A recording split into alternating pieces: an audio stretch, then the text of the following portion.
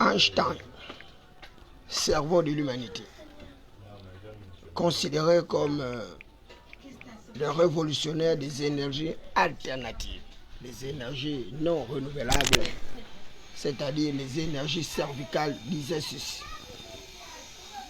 que deux notions apparaissaient à la nature humaine: l'ignorance maladive et la cupidité.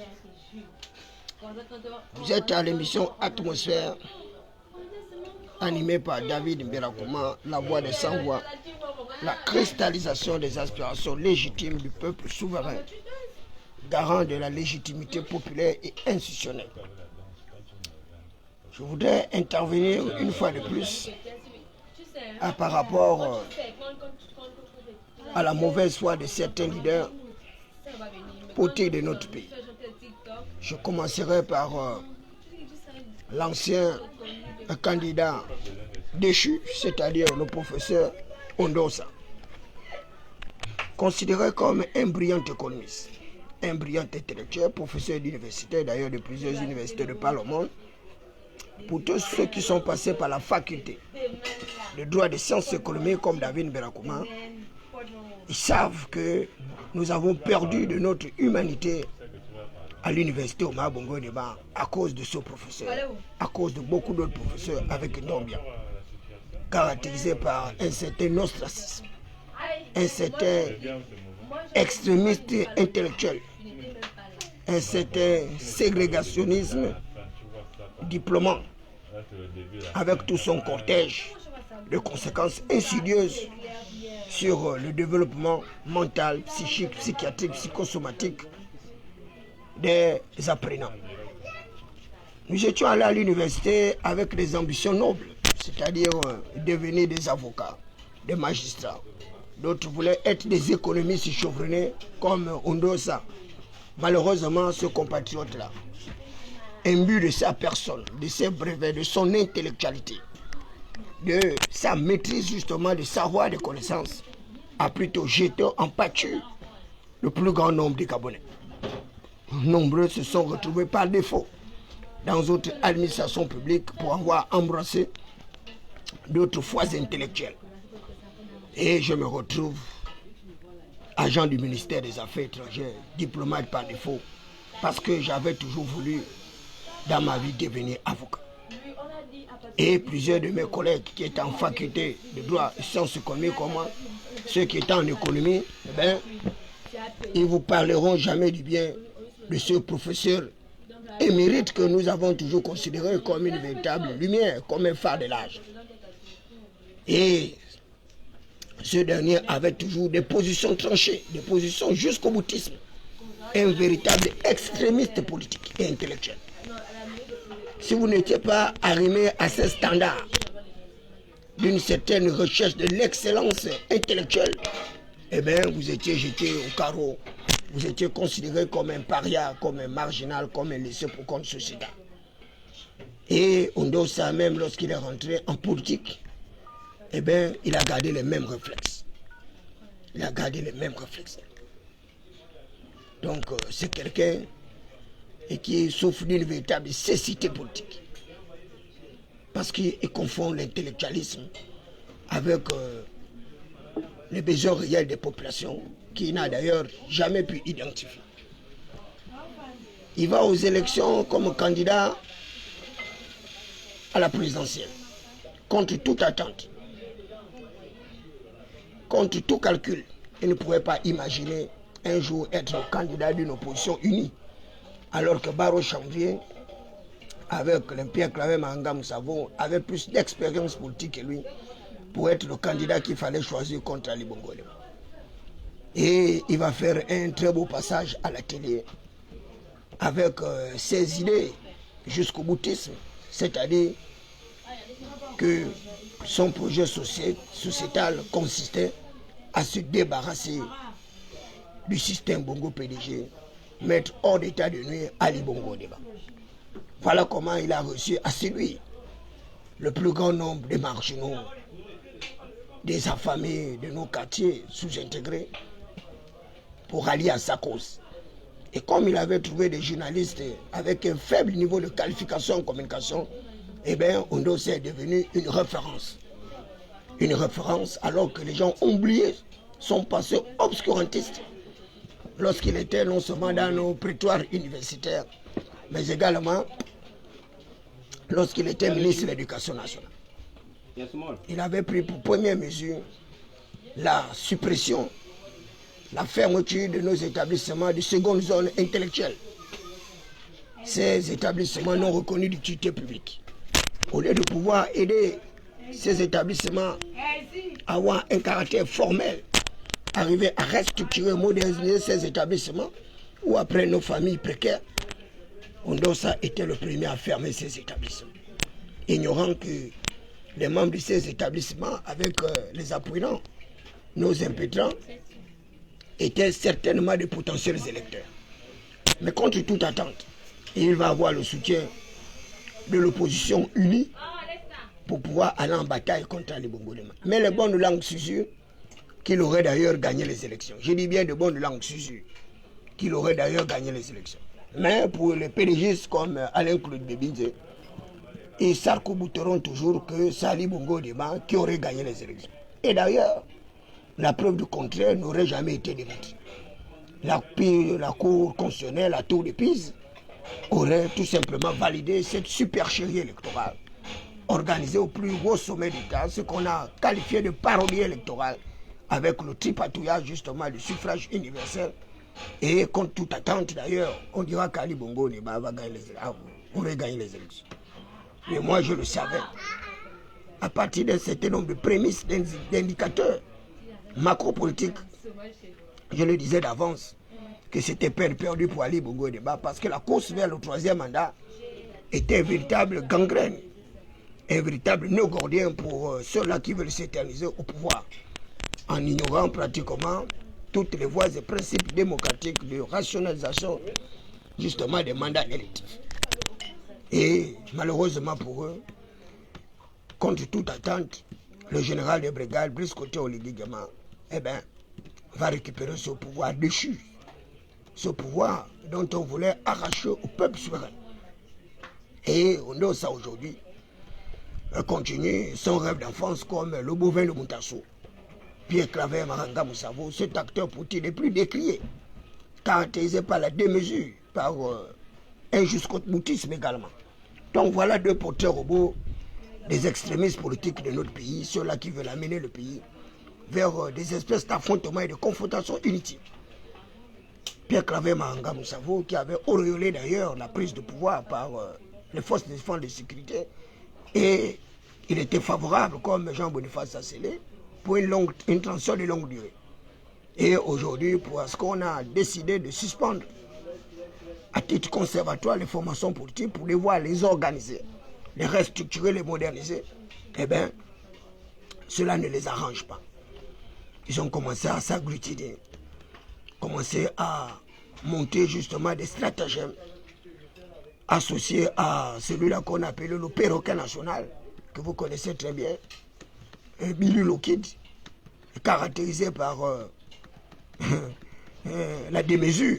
Cet acteur politique que tout le monde connaît, assez intelligent, astucieux, mais très manipulateur. Alain-Claude Bébinze. Tout le monde sait qui est Alain-Claude Bébinze. Tout le monde sait toutes les difficultés, les peines qu'il a eues à l'université Omar Bongo Ondimba, avec le professeur Nando, dont on avait déshabillé d'ailleurs. Et Alain-Claude Bébinze va être victime d'un véritable pugilat intellectuel. Il va être exclu de toutes les universités du monde entier. Mais comme c'est un autodidacte comme David Brakouma, eh bien, il va s'en tirer à bon compte. Grâce au père Paul Mba de Solo, qu'il a d'ailleurs appris la science de la manipulation, la science justement de la superfétation politique. Et il est devenu comme ça un véritable stratège, un manipulateur de conscience. Et il s'est maintenu comme ça pendant plusieurs gouvernements successifs, en partant d'Omar Bongo Ondimba jusqu'à Ali Bongo Ondimba. Plus de 30 ans au sein de l'architecture gouvernementale. Imaginez justement les énormes ressources financières dont il dispose à l'heure actuelle. À peine le pouvoir déchu, plusieurs bonnes langues vont dire qu'Alain-Claude Bébinze sera en résidence surveillée qu'on aurait retrouvé des milliards dans sa maison, soit dit dans une piscine cachée. Toutes ces informations servaient tout simplement à distraire le peuple gabonais des véritables réalités. Et on va voir Alain Claude Biembi en France, en Hexagone, à travers une chaîne de télévision, TV5, en train d'une fois de plus de décrier justement la situation politique, économique et sociale du pays. Alors que nous savons le rôle majeur qu'il a joué dans la protection, la préservation des intérêts du bongoïsme précambien, ce bongoïsme aléatoire, sans perspective de paix, de développement. Ce bongoïsme qui est à l'origine justement de la clochardisation, de la prévarication des couches de population des quartiers précaires. Et c'est ce bongoïsme-là qui est à l'origine justement du retard de notre pays par rapport à d'autres pays moins envieux que nous. Ce qu'on a considéré comme les PMA, les pays les moins avancés de l'humanité, et aujourd'hui arrivent à avoir un semblant de développement totalement différent du Gabon, qui est un pays à revenir intermédiaire de la tranche supérieure considérée comme un scandale halieutique, un scandale géologique, un scandale minier, un scandale financier. Malheureusement, nous avons un pays très riche avec des populations très pauvres qui vivent en deçà du seuil de pauvreté. C'est-à-dire un minimum d'un demi-dollar journalier. Et ce sont ces gens-là qui veulent s'ériger en donneurs de leçons par rapport aux nouvelles autorités politiques et administratives du pays. Ils ont pour autant envoyé des membres de leur formation politique au sein du dialogue national inclusif initié par le chef de l'État, que d'ailleurs moi-même j'ai qualifié également d'exclusif. Et ce sont leurs représentants qui sont allés voter également l'immunisation d'Ali Bongo Ondimba. Ali Bongo Ondimba, dont ils aimeraient encore une fois de plus être nommés au représentant personnel du chef de l'État, conseiller et médiateur de la République. C'est vraiment des incongruités. Donc, toutes ces propositions, ils ne les critiquent pas. Et ils ont mis en place l'institutionnalisation des régimes présidentialistes rigides. Je ne sais même pas s'ils savent ce que c'est qu'un régime présidentialiste, s'ils savent ce que c'est qu'une rigidité institutionnelle, mais ce sont les représentants d'ailleurs de toutes ces formations politiques auxquelles le PSD également a envoyé ses représentants, sans compter les partis démocratiques gabonais, et ils étaient nombreux comme ça. Et les mêmes représentants ont décidé, à titre conservatoire, de faire en sorte que les membres du Parti démocratique gabonais ne puissent pas être candidats à la prochaine élection présidentielle. Ce qui est tout à fait logique. Pour un parti qui a d'ailleurs tripatouillé les élections, il fallait bien que ce parti puisse être sanctionné. Et ces gens-là aujourd'hui trouvent des justificatifs pour pouvoir combattre la transition et tourner en rond, vouloir ramener d'ailleurs ce monolithisme précambien, ce bongoïsme rétrograde caractérisé par l'exploitation de l'incognité spéculative des populations. Le Parti démocratique gabonais, 56 ans de règne de gouvernance chaotique, eschatologique, comateuse et apocalyptique. À peine débarqués, 9 mois seulement, ce sont eux aujourd'hui qui vocifèrent dans le groupe WhatsApp, dans les groupes, et sans aucune gêne, sans aucune retenue, sans aucune humilité, pour la simple raison que le général de brigade est parvenu à protéger toutes ces personnes qui en réalité devaient être poursuivies pour association de malfaiteurs par bande organisée, concussion, détournement de fonds publics, mais également troupatillage électoral.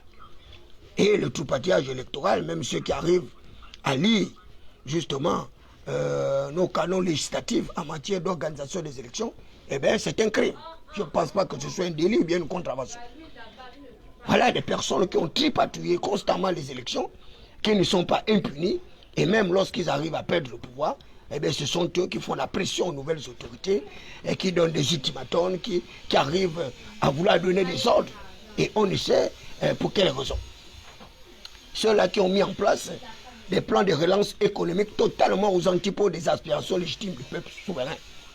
Ceux-là qui ont mis en place une espèce d'accélération de la paupérisation du peuple en faisant croire au peuple qu'ils avaient des véritables plans alternatifs de relance de la croissance économique, alors que ce sont des véritables avatars et qui ne comprennent pas en réalité le mécanisme de stimulation de la croissance économique. Et d'ailleurs, vous les voyez bien, que ce sont eux, ça va, ce sont eux, et qui encouragent d'ailleurs discrimination salariale des différents agents publics. Vous voyez bien Alain-Claude Biebindi avec tous les autres intellectuels du pouvoir déchu qui avaient d'ailleurs parlé justement de la relance de la croissance économique à travers les politiques publiques que nous avons appelées les PAS, programmes d'ajustement structurel. À l'époque, ces programmes consistaient au désengagement de l'État de l'activité productive, d'où les privatisations. Malheureusement, c'est encore le même marteau qui frappe, dont on a raccourci le manche pour mieux ajuster le coût. Donc c'est la même politique. Les PDGistes n'ont jamais eu une véritable vision éclairée du développement de notre pays. Et pourtant, malgré la programmation justement de leur semblant de développement grâce au plan stratégique Gabon émergent, caractérisé par 3 piliers. Le Gabon vert, caractérisé par la recherche de l'autosuffisance alimentaire, la lutte contre les déficits alimentaires. Un véritable échec patent, ils ont détourné l'argent public et la situation est la même.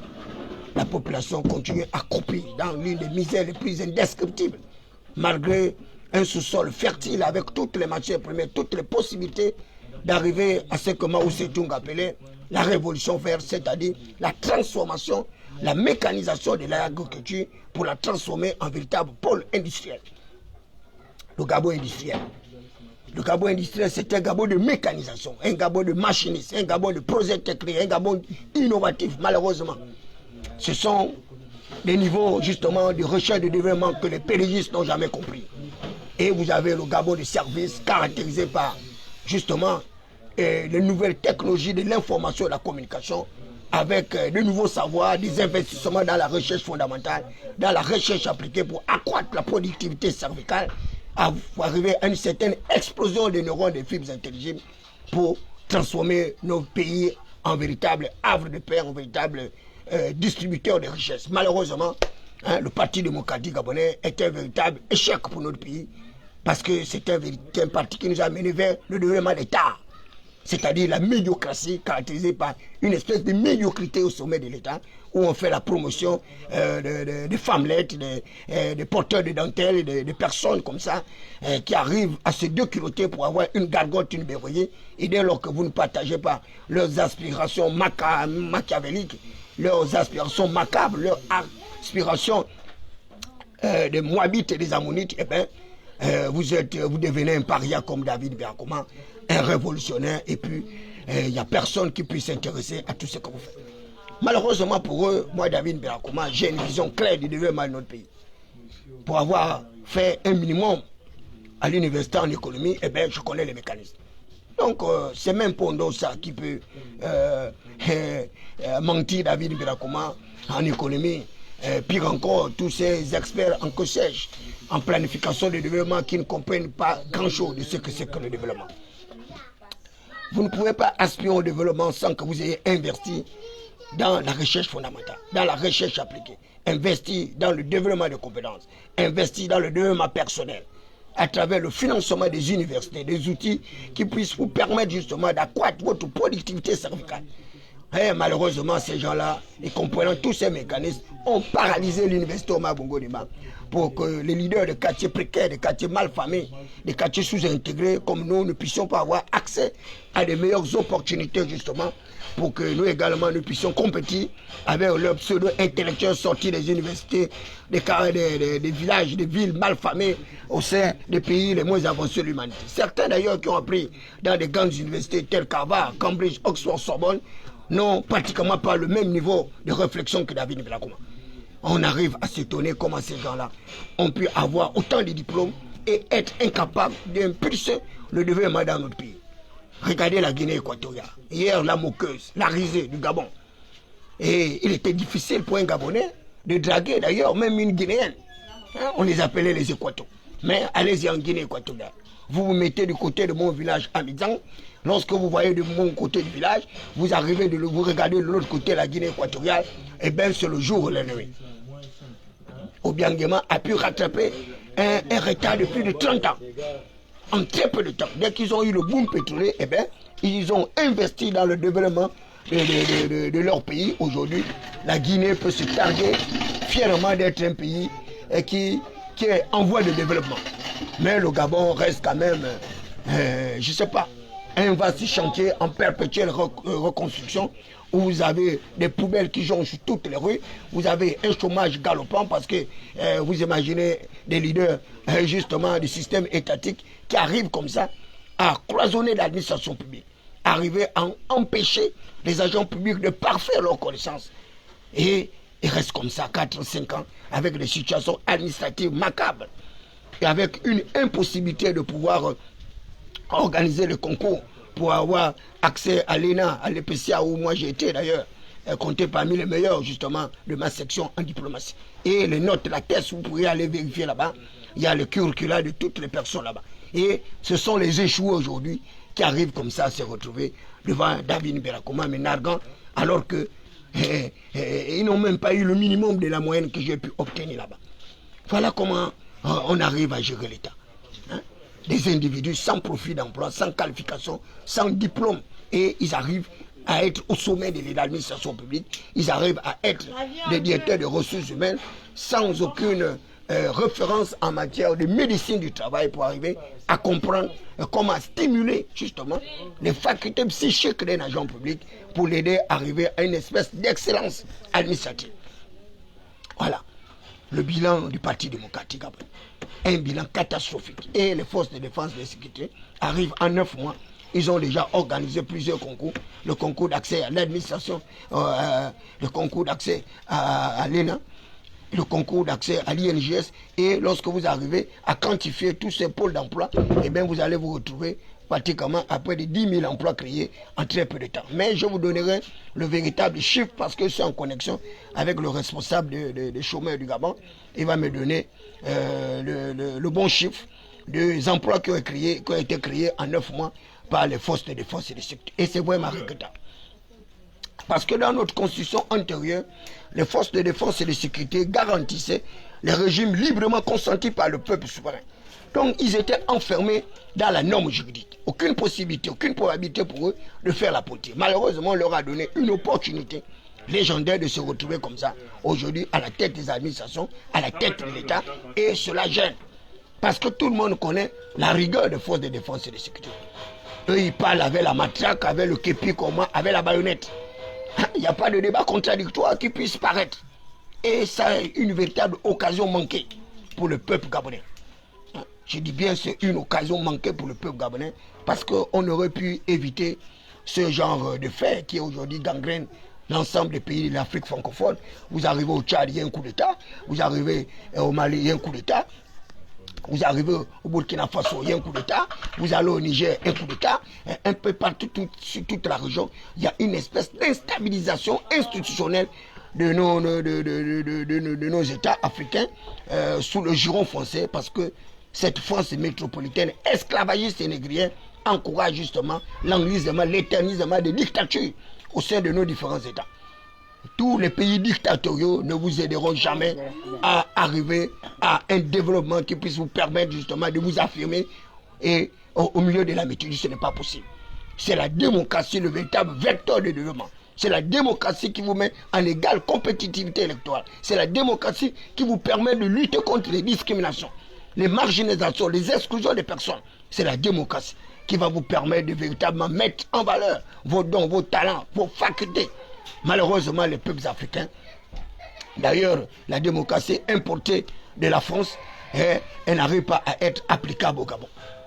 Regardez en France, le pays qui a inventé justement le principe de la Déclaration universelle des droits de l'homme et des citoyens de 1789, auréolé par la Charte des Nations Unies, qui stipule que tous les êtres humains naissent libres, égaux, en droit et en dignité, ils ont doté la personnalité.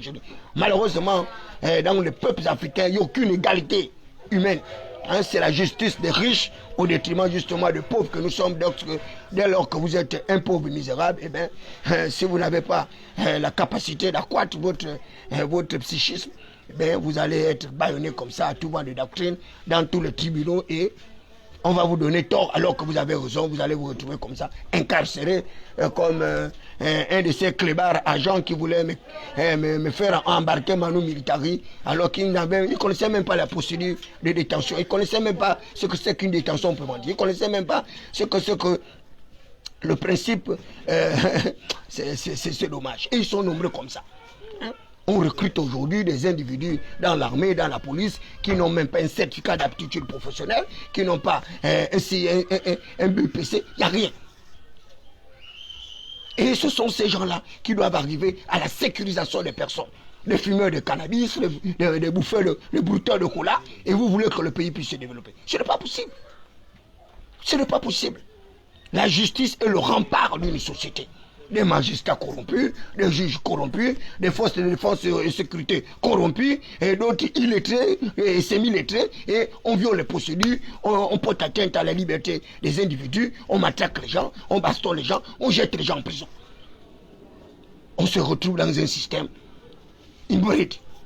Et on réclame un régime présidentiel, rigide, où le chef d'État serait détenteur de toutes les prérogatives de puissance publique. Un régime politique totalitaire. Je dis bien un régime politique totalitaire.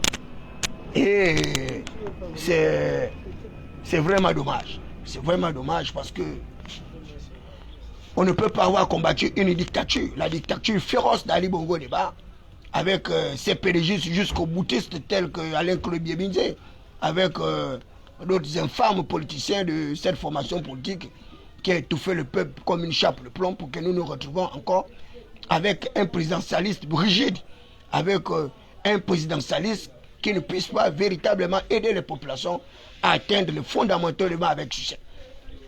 Pour ma part, je pense qu'un présidentialiste flexible aurait été la gageure.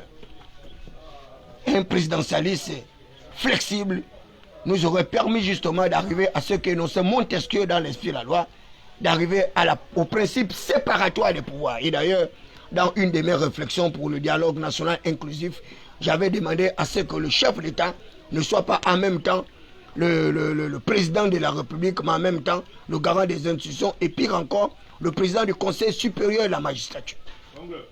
Parce qu'il ne peut pas être en même temps responsable de l'exécutif, responsable du pouvoir judiciaire, et pire encore le législatif. Et malheureusement, ces pseudo-intellectuels gabonais sont allés une fois de plus renforcer le dispositif d'un pouvoir totalitaire qui va nous amener dans de véritables rues de bataille. Et il vous souviendra qu'à l'époque de Léomba, lorsqu'il y avait une espèce de collaboration entre les deux pouvoirs, et Léomba qui voulait mettre en place un régime présidentiel rigide, et bien l'Assemblée nationale a fait débarquer plusieurs de ces anciens Premier ministre, et c'est ainsi que Léomba arrivait comme ça à faire dissoudre l'Assemblée nationale. Léomba a dissous 2 fois l'Assemblée nationale. Lorsque le président a la possibilité de dissoudre l'Assemblée nationale et que l'Assemblée nationale a la possibilité justement de choisir le Premier ministre, qui est d'ailleurs le garant de la politique du chef de l'État, là vous avez une espèce de collaboration, et là vous avez un présidentialisme flexible.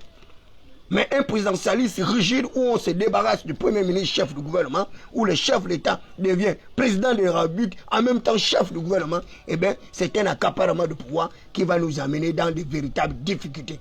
Et pire encore, lorsque le chef de l'État est d'abord un agent de force de défense et de sécurité, qui plus est général de brigade. C'est vraiment incroyable. Un chef d'État qui nomme tout le monde, les députés, les maires, les sénateurs, le conseil municipal, le conseil départemental. Et aujourd'hui, vous arrivez à l'hôtel de Libreville, eh bien, celui qui incarne la puissance municipale là-bas n'est contrôlé par aucune autorité. Parce qu'on n'a pas pris le soin de dire au chef d'État de nommer les conseillers municipaux, comme on l'a fait pour les conseils au sein du conseil économique et social. Et on est là comme ça, dans un pilotage à vue. Vous avez des maires dans les différentes localités, dans les chefs-lieux de province, eh bien, ils exécutent des budgets sans aucun contrôle et sans aucun vote. On ne sait pas qui vote ces budgets. Et c'est du n'importe quoi. Et nous nous retrouvons là comme ça. Et il ne faut pas parler. Dès que vous parlez, oh écoutez, celui-là, comme il n'a pas peur de la baïonnette, la crosse ou le couteau, eh bien, vous devenez un paria. Et là, ils vont faire des captures d'écran, prendre les partis qui les intéressent, qui vont envoyer au chef d'État, que David Birakoma est en train de vous critiquer là-bas, critiquer votre gestion de l'absolutisme du pouvoir ou du totalitarisme du pouvoir, alors que je suis tout simplement en train de faire une analyse objective de la situation politique, économique et sociale de notre pays. Les partis politiques concourent à l'expression du suffrage. Donc les partis politiques n'ont pas seulement pour rôle la conquête du pouvoir, non. Les partis politiques ont un rôle pédagogique, un rôle instructif, un rôle éducatif. Et c'est pourquoi moi, David Birakoma, j'ai toujours joué ce rôle-là. Ce rôle d'aiguillon, de phare de l'âge pour pouvoir expliquer aux populations un certain nombre de mécanismes de démocratisation populaire. Si la démocratie échappe les citoyens hautement scolarisés, en France, aux États-Unis, à fortiori lorsqu'il s'agit de masses africaines largement analphabétisées, comment voulez-vous que les populations puissent arriver à la compréhension du système dans lequel ils se retrouvent? Ce n'est pas possible. Pour connaître ce que c'est qu'un régime présidentialiste, il faut avoir fait les cours du droit constitutionnel. Pour comprendre les incidents de ce régime politique, il faut avoir quand même fait un minimum de cours en sociologie politique. Vous avez des gens qui n'ont même pas un certificat d'aptitude professionnelle. Comment voulez-vous qu'ils arrivent à comprendre tout ce qui se fait au dialogue? 1000 propositions au dialogue, j'ai dit bien 1000 propositions. Imaginez 1000 propositions. Avant d'arriver au référendum, il n'y a personne qui va aller expliquer aux populations ces 1000 propositions. Et là, on est en train de faire des cartes d'identité. Et d'ailleurs, vous voyez l'affluence. Ils n'arrivent même pas à communiquer sur ce fait-là qu'on est en train d'établir les cartes d'identité. Il faut que les Gabonais aillent là-bas pour avoir la carte d'identité pour que lorsqu'il y aura le référendum, ces personnes puissent voter. Et j'apprends que le 10 juin, là, l'opération va s'achever et il n'y a personne. Personne pour communiquer. Un porte-parole du gouvernement totalement aux antipodes. Un conseiller en communication du chef de l'État, chef de département. Pareil, aux antipodes. Le ministre de la communication, totalement absente. Et ce sont des gens comme ça qu'on a inventé les mérites pour pouvoir séduire le chef de l'État, alors que la réalité, ces gens-là avaient certainement des diplômes contrefaits. Parce que le diplôme est une présomption de connaissance et non une certification d'aptitude professionnelle. Regardez toutes ces personnes. Ils vont encore encourager le chef de l'État dans l'endettement. Ils ne savent même pas que l'endettement ne peut pas vous aider à sortir du circuit justement de paupérisation. Au lieu d'arriver à organiser l'administration publique, arriver à lutter contre la fuite des capitaux, lutter contre le détournement des fonds publics, la concussion, arriver à l'uniformisation justement de collecte des ressources financières pour que notre budget puisse s'élever de plus en plus. Eux, ils préfèrent amener le chef de l'État dans un endettement qui va nous entraîner dans l'enlisement. Les PDG sont laissés plus de 60%. Et là, nous allons aller avoisiner les 70% d'endettement. Et j'espère qu'ils connaissent que l'argent a 3 implications. L'usus, le droit d'user de l'argent, l'abusus, le droit d'abuser de l'argent, et le fructus, le droit de fructifier l'argent. Donc, tous ces prêts-là ont des incidences sur non seulement le budget de l'État, si l'argent pris n'arrive pas à financer le développement, n'arrive pas à dégager une espèce de productivité de profit, eh bien, ça va être de l'argent perdu, à tort, comme les collégiens ont fait. Et vous voyez bien que c'est le même schéma. Il n'y a rien qui va changer. Les couches des populations des quartiers précaires ne bénéficieront jamais de la main de notre pays. Ils n'arriveront jamais à sortir de leur situation précaire. Jamais. Parce qu'il n'y a pas de politique publique incitative qui puisse leur permettre également de récupérer le fruit de la croissance économique par une justice rétributive et distributive. À chacun selon son métier, à chacun selon sa responsabilité, mais également à chacun selon ses besoins. Parce que nous avons des personnes qui sont malades. Il y a des personnes qui souffrent de plusieurs handicaps. Ces personnes ont besoin d'être accompagnées. Nous avons les handicapés, nous avons des sommiers. Et là, je suis heureux d'apprendre qu'il y a un ami, entrepreneur de mon frère Patrick, qui a mis en place une véritable stratégie de pouvoir utiliser les handicapés. Aujourd'hui, les handicapés arrivent à monter les maisons, ils arrivent à monter les briques, ils arrivent à tourner le béton. Voilà, quelqu'un qui a compris que ces gens légalement ont besoin de vivre, de l'argent de notre pays. Mais ce sont les mêmes noms de famille. Les mêmes familles, pendant 50 ans, c'est les mêmes noms, les mêmes gens. À chaque conseil des ministres, c'est toujours eux, toute une vie, il n'y a que eux. Comme si nous aussi, nous ne sommes pas des Gabonais. Mais cette fois-ci, nous allons dire non. J'ai dit bien, cette fois-ci, nous allons dire non. Ce système de reproduction sociale des castes, nous allons le briser. Et c'est pourquoi j'ai créé la jeunesse insoumise du Gabon, soutenue par la France insoumise de Jean-Luc Mélenchon. Ce matin, je voudrais faire appel aux leaders de quartiers précaires, les leaders de quartiers sous-intégrés, des quartiers mal famés, des quartiers déscolarisés, de véritablement prendre conscience que nous sommes dans une véritable bataille, un affrontement et une confrontation dans un écosystème où nous devons résister. Si nous ne pouvons pas résister, malheureusement, eh bien, ces gens-là vont nous faire disparaître. Leurs parents ont commandé nos grands-pères, leurs enfants ont commandé nos pères. Là, leurs pauvres enfants sont en train de nous commander. Malheureusement, leurs petits-fils viendront encore commander les nôtres. Et nous allons rester dans ce schéma de paupérisation, tout en oubliant que nous sommes les plus nombreux et nous sommes capables de renverser la tendance au cours d'un processus électoral. Donc ne perdez pas le temps dans les futilités. Organisez-vous, allez-y acquérir une pièce d'identité. Organisez-vous en association, en structure de défense des intérêts des minorités marginales. Organisez-vous et lorsque le processus va être enclenché et nous mettrons en place une véritable machine au sein de nos quartiers précaires pour que les leaders de quartiers précaires également puissent être députés, maires, sénateurs, pourquoi pas même être candidats à la prochaine élection présidentielle. Je suis Thierry Sam David Berakouma, le Minoto, l'abbé de Cochon, la voix des sans-voix, la cristallisation des aspirations légitimes du peuple souverain garant la légitimité populaire et institutionnelle.